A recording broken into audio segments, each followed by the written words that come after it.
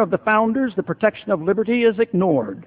Those expressing any serious concern for personal liberty are condemned for their self-centeredness and their lack of patriotism.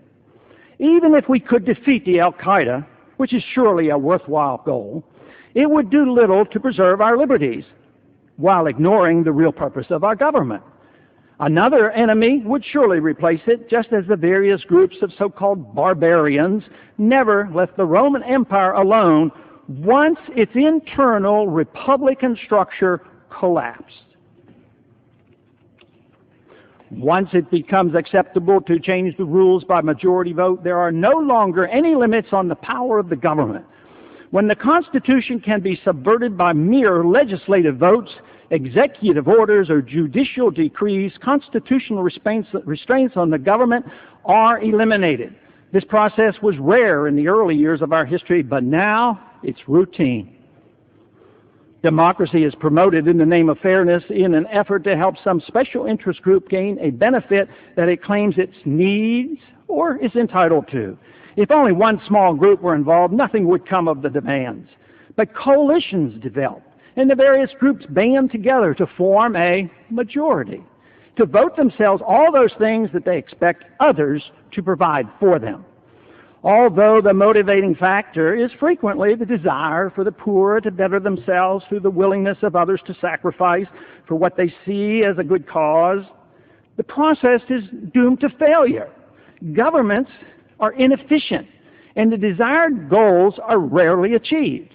Administrators, who benefit, perpetuate the programs. Wealthy elites learn to benefit from the system in a superior fashion over the poor, because they know how to skim the cream off the top of all the programs designed for the disadvantaged. They join the various groups in producing the majority vote needed to fund their own special interests. Public financing of housing, for instance, benefit builders, bureaucrats, insurance companies, and financial institutions, while the poor end up in drug-infested, crime-ridden housing projects. For the same reason, not only do business leaders not object to the system, but they also become strong supporters of welfare programs and foreign aid. Big business strongly supports programs like the Export-Import Bank, the IMF, the World Bank, farm subsidies, and military adventurism. Tax code revisions and government contracts mean big profits for those who are well-connected.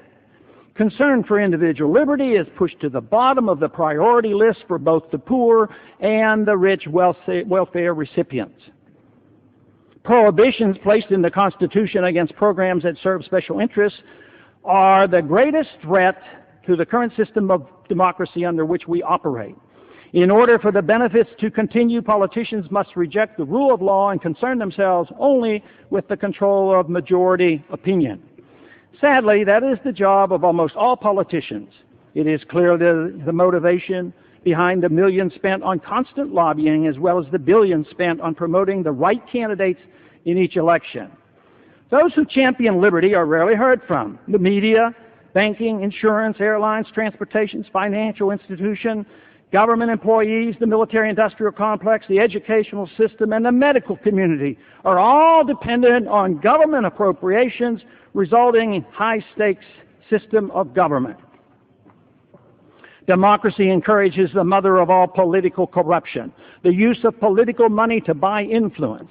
If the dollar spent in this effort represents the degree to which democracy has won out over the rule of law and the Constitution, it looks like the American Republic is left wanting.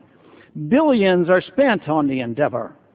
Money in politics is the key to implementing policy and swaying democratic majorities. It is seen by most Americans, and rightly so, as a negative and a danger. Yet the response, unfortunately, is only more of the same. More laws tinkering with freedom of expression are enacted in hopes that regulating sums of private money thrown into the political system will curtail the abuse.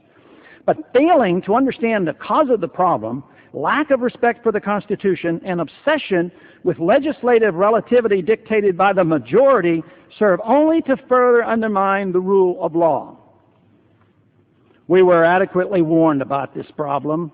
Democracies lead to chaos, violence, and bankruptcy. The demands of the majority